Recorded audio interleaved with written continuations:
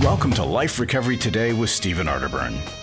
In the next half hour, you'll obtain insights and tools to transform your life using the biblical principles found in the 12-step program. We believe everyone can benefit from a life recovery experience because we all have struggles in life. Struggles with addictions, food, depression, anxiety, and relationships, to name a few. You'll be encouraged to see how others have found a new way of life with hope for the future through life recovery.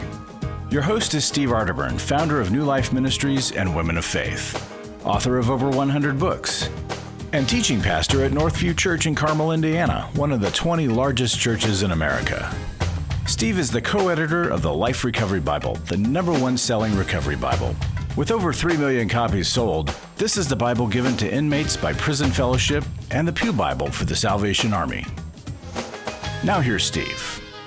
Hi there. Welcome to Life Recovery Today. Steve Arterburn here, and we have a brand new format. I think you're going to like it. I hope that you do.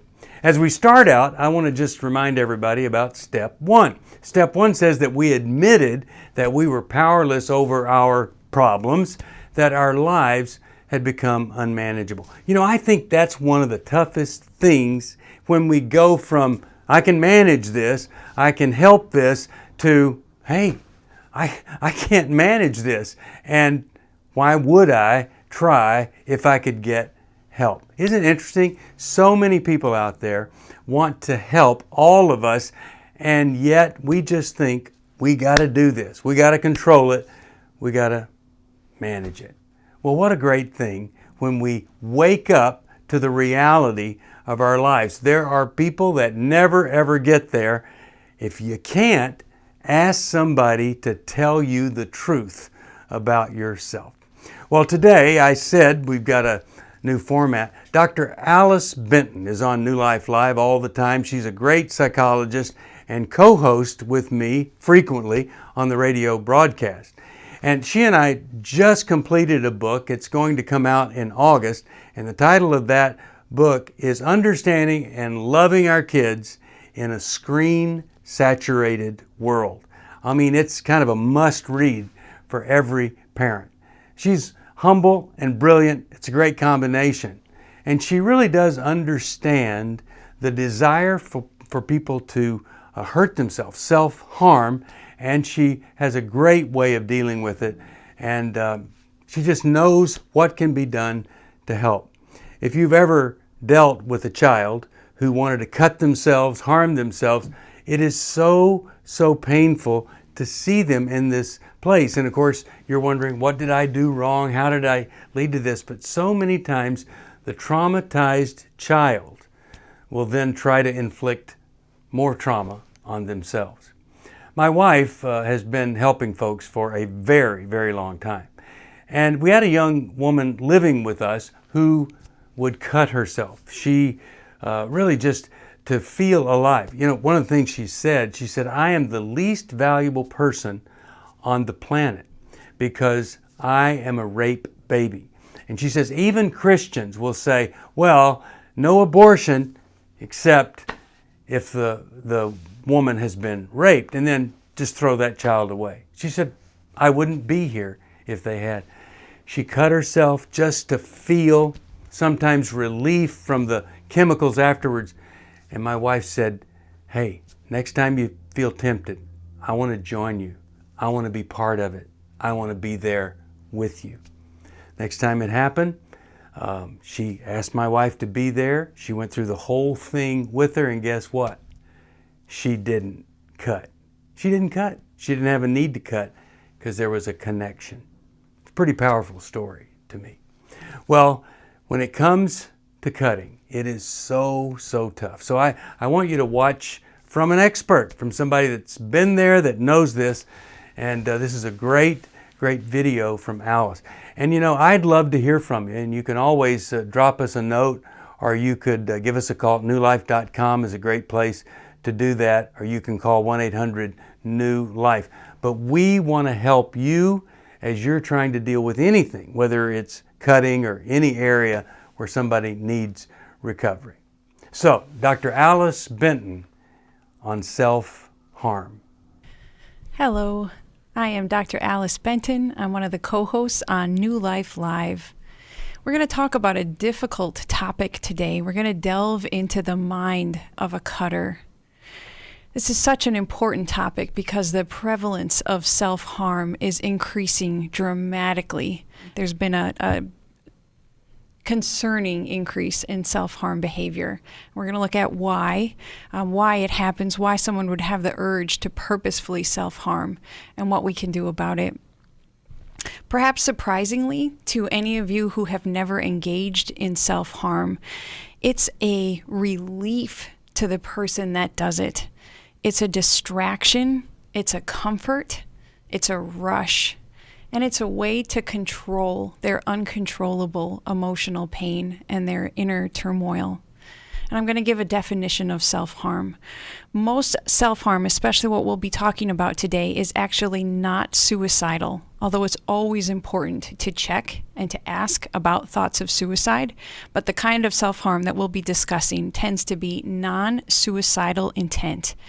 It usually involves cutting, sometimes burning, sometimes just hitting, punching, hitting your head against the wall, hitting your head against the floor, and an extreme version is intentional bone breaking.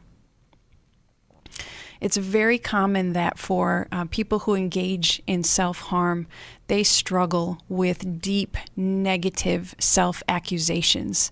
Some of the most common are the beliefs that I'm a disappointment, I'm worthless, and I'm unlovable.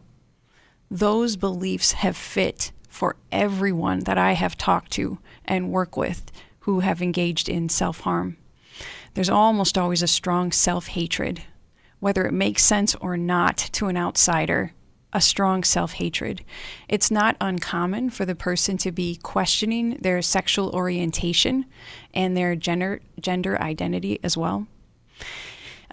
Self-harm usually goes hand in hand with a couple of different mental health disorders. There's almost always a background of some form of trauma, not necessarily big T trauma. Sometimes it's smaller T trauma in the form of bullying, but if you look far enough, there's usually trauma. Depression, anxiety, addictive behavior, and eating disorders. The age of onset is a painful 13 years old. And there's evidence that that age is being pushed younger and younger, but 13 is a fairly normal age of onset. Usually there's a friend group where self-harm is engaged in by multiple people within the friend group. Now, some good news, the majority of people that self-harm only do so a few times and then stop. It's much more uncommon for the behavior to continue long-term. We have to look at the role that media plays, especially in today's day and age, when it comes to self-harm. A lot of people find help through the internet and find solace with peers who can understand, who encourage, who support. So a lot of good can come from internet use with people who struggle with self-harm. Unfortunately, there's also a push to normalize the behavior within the peer group. There can also be competition to self-harm better than what you know your peers are doing. There's even a lot of reports of ridicule within that self-harming community for people who aren't self-harming significantly enough. So you might go in to get help, to get support, and to get encouragement. But there is a strong vulnerability to gather information and a competitive peer group that can actually make the behavior worse. Researchers have been finding that there is a large collection of photos of self-harm and even videos, live action videos of self-harm, as well as a lot of cartoon self-harm. Anime is a big genre that involves self-harm. And once adolescents start looking at that kind of material, it tends to trigger more significant self-harm. It can become part of the ritual of the self-harming behavior. People describe feeling a rush as they look at these photos and they look at the videos, and then a stronger urge on their own part to follow through. They report finding better techniques, meaning more dangerous techniques, to both self-harm and then to hide it afterwards. A couple of different social media forums have been named. Now, they've also taken action to improve this, but these different forums have allowed the photos and the videos in the past to be very accessible. They've shored this up, and there is better security now. But some of the social media platforms like Pinterest, Snapchat, Tumblr, some of them allow anonymous posting. And then when algorithms are involved to bring to your attention things you've searched before and have been interested in the past, we all experience this with just the hobbies and the interests, the recipes we look for on these forums. We get more information. Well, the algorithms can also dangerously lead to more information about self-harm behavior. So what can we do about it? Well, if we love someone who we suspect engages in self-harm, there can be a fear to ask. It's like asking about the pain someone feels at the passing of a loved one. Should I ask? Won't it make it worse? What if they weren't thinking about it and I brought it up? We have to ask. Everyone I have worked with that struggles with this behavior has felt an anxiety, but also a relief at being asked and finally being able to tell the tale of what they've been doing, why they've been doing it, and what's been happening to them. They often feel invisible. They think that no one cares. They think it doesn't matter to anyone if they're hurt or not. And so when we ask gently and lovingly with the intention of helping, with the intention of hearing them out, there is relief for the person that engages in self-harm. With my clients that I know self-harm, I'll often ask them to show me their area that they cut, to show me their wrist, to show me their arms, as they tell me whether or not they've been engaging in self-harm in the last week and in between sessions. It's so important to go into history to find the roots to why they're self-harming, because there is a reason. As much as on the surface it might not make sense to us, there is a reason they're in that level of pain. Life makes sense, emotions make sense, and deep down there is a root to their initiation of self-harm, usually trauma. We also have to be very protective of our adolescents and of our children who are still under our roof by reviewing and being aware of how they're using their devices, because it's a slippery slope, it's a big black hole, and even if a child goes into this area innocently enough, it can really pull them in and suck them in. So as parents and as family members, it's important for us to take authority over this area, to step in to protect them. The comfort circle cannot be overlooked, because when people are self-harming, really they're trying to get comfort for a pain that they don't fully understand and that they don't know how to solve. And Mylan and Kay's comfort circle is such a simple, structured way to draw a person out, to hear them in their pain, and then meet them with the comfort that they need, and even helping them figure out what the comfort is that they need. If you're uncertain about your child's safety in this area, and if you do not feel equipped to ask, don't hesitate to talk with a therapist, to schedule a consultation. The therapist will be happy to talk with you as a parent, to give you information, to support you, to provide you feedback, and then to talk with the adolescent, to talk with the person that you're concerned about. And a professional is trained to handle this. Right questions and trained to bring in the right strategies and tools to help and to resolve that underlying pain. Do not lose hope, but do not be passive either. Take action. You can call us here at 1-800-NEW-LIFE and we'll get you started in the right direction. Are you going through your struggles alone? Do you want someone to talk to help you through your pain? Do you feel like a failure when you relapse again, telling yourself, next time will be different? Don't walk this path alone anymore. Join a life recovery group today and be a person that your friends and family can be proud of. God created us to be in community, and we believe everyone can benefit from a life recovery experience. There are life recovery groups all over the country, and if there isn't one in your area, we can help you start one. Life Recovery brings recovery to you, right where you are.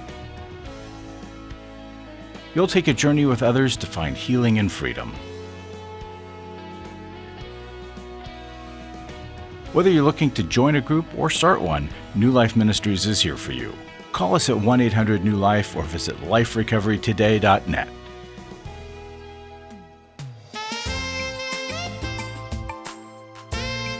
Welcome back to Life Recovery Today. Steve Arterburn here. On New Life Live, we often hear people who are either struggling with depression or they've got a loved one that's really depressed. Well, you know, Life Recovery can provide the structure for dealing with depression. In fact, we have a workbook on depression. It's taking Life Recovery in the 12 steps, and it's helping you deal with depression. And if you have a friend to go through this with you, it can really help you deal with depression. Or, as you're going to hear, in a group can really be helpful. Well, I want you to hear from Alice again, Dr. Alice Benton, where she talks on depression, and she's sharing the signs of depression and how community can really help us in dealing with depression. When I was struggling with a deep depression, guess what I didn't want to do? I didn't want to get out of bed, and I sure didn't want to be in a group of people. Now, here's the thing, that somehow we need to help people see that if you're going to get better, you have to do exactly the opposite thing that you feel like doing. Well, in this day and age, where we've gone from people believing that truth is the priority to feelings are the priority, we can really get caught up in, well, if I don't feel like doing something, I'm not going to do it. But I'll tell you, I didn't feel like getting out of bed. Sometimes it'd take till 1 o'clock. I didn't feel like being with other people. And sometimes it would take all day to get ready for it. But when we enter into community, all of a sudden, life is not quite as dark as it was before. So here's Dr. Alice Benton on depression and community. I'm going to talk with you today about depression and community. First, we're going to look at the symptoms of depression so that you can evaluate for yourself or for your loved ones if you're seeing or experiencing some of these signs. And then we're going to talk about the importance of community and how community can break through depression. It's like light breaking into the darkness. So first of all, symptoms of depression.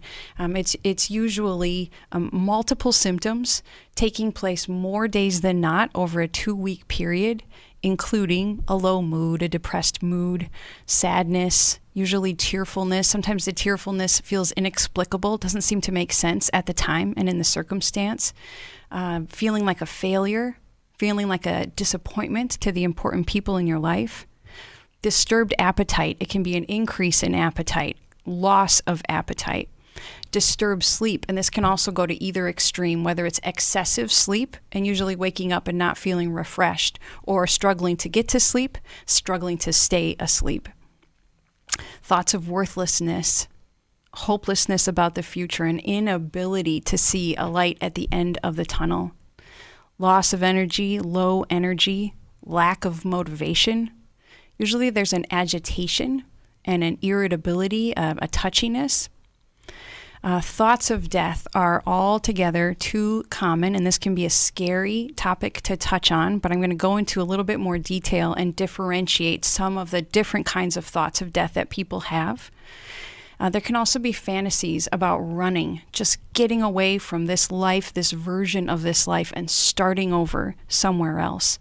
And again, for a full clinical depression, the majority of these symptoms have to continue to take place more days than not over about a 2-week span of time. And it's common to have episodes of depression where you might have 2 weeks of this, you feel a little bit better, and then it comes around again.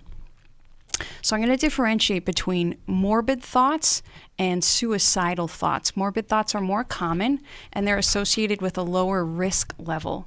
Morbid thoughts tend to be, I don't want to wake up anymore, wish I could fall asleep and just wouldn't wake up the next morning, or I wish God would take me now. I pray that God would just take me and end my life. But it does not include active thoughts of taking one's life. It's wishing your life would end. And then there are suicidal thoughts, passive suicidal thoughts, and active suicidal thoughts. The passive category is a wish that something would happen to you to take your life. So I visualize getting hit by a car. I wish I would get into a car accident, but I'm not going to take action to initiate the accident. An active suicidal thought is the most dangerous category, and it shows a much higher risk level, which is the thoughts and the fantasies of what you could do to take your own life and thinking out different scenarios of how you would go about doing that.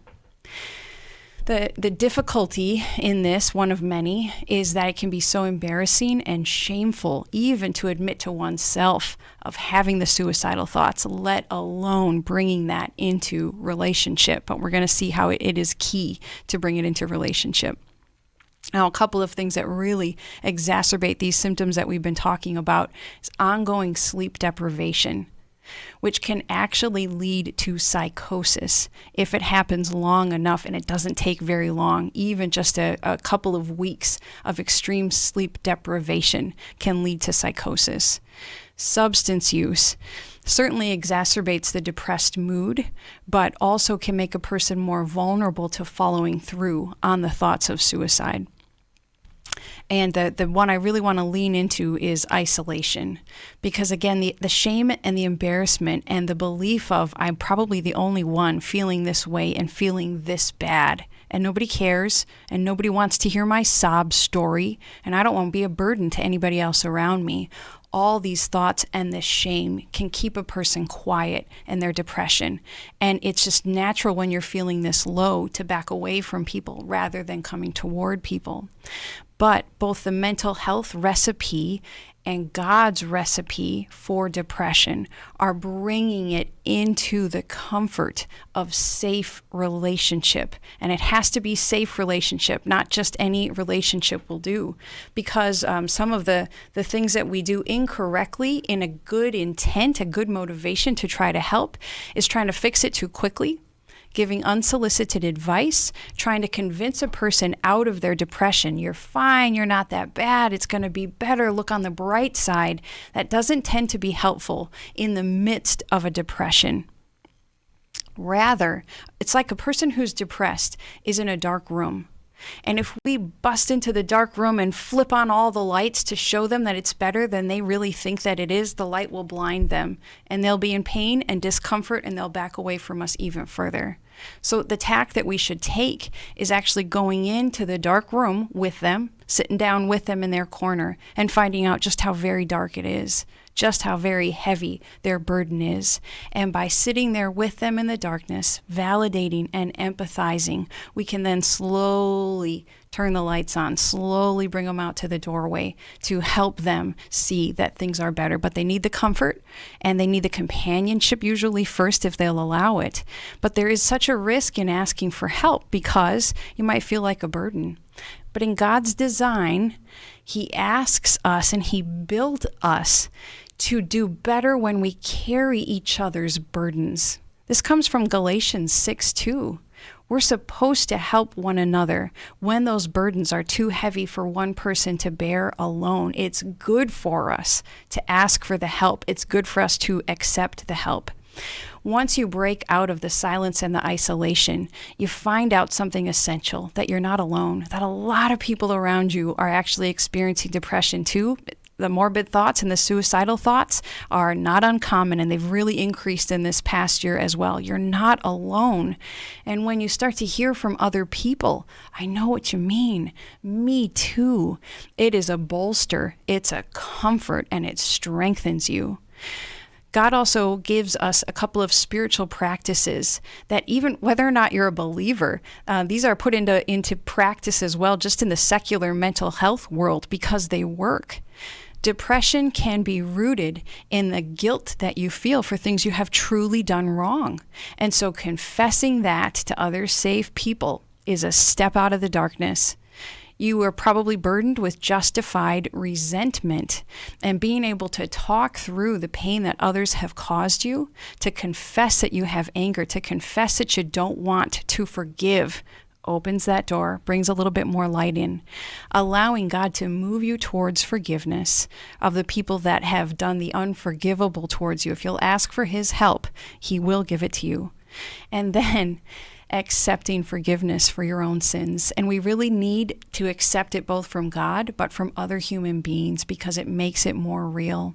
When we apply God's design, when we take the risk of breaking out of isolation, and when we lean into relationship with both God and other people, the light does break through the darkness.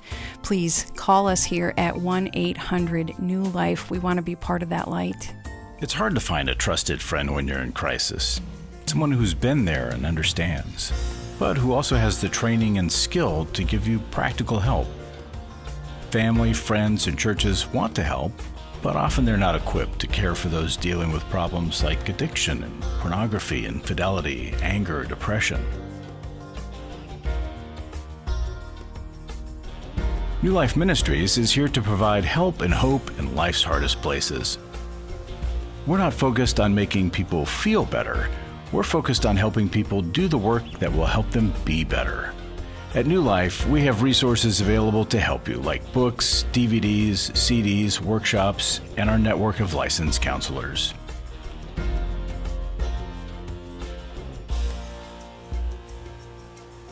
If you need help, call 1-800-NEW-LIFE and begin your new life today.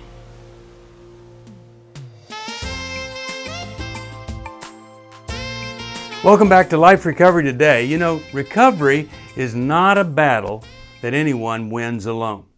As Dr. Alice Benton explained, whether it's self-harm or depression, we need other people to think and to live in new ways. Alone, if you're like me, vulnerable to temptation. But together, we can form a shield of protection for one another. The writer of Hebrews in Hebrews 10:25 wrote, "Let us not neglect our meeting together as some people do, but encourage one another." We're told to stick together. We're to take our place in fellowship of other people. And that is going to provide us with some mutual protection that we need to stand firm in recovery. When we connect with those who share some common beliefs, have been through some common struggles, it is limitless what we can do for something that has limited us in every area of life. Our encouragement of each other, our shared faith in God and His Word, and the principles of life recovery can be a form of strength and protection as we advance in the recovery process.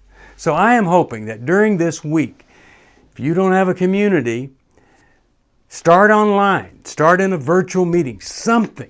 Do it on the phone, but you need community.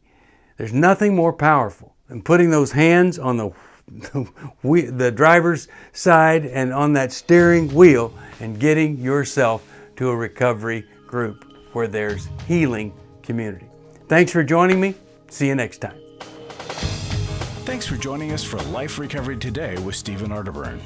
We hope this program has helped you integrate God's truth and wisdom into your recovery journey.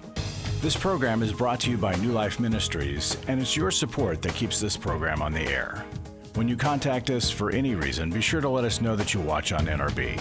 Call us at 1-800-NEW-LIFE or go to liferecoverytoday.net. Please join us again next week for more Life Recovery Today.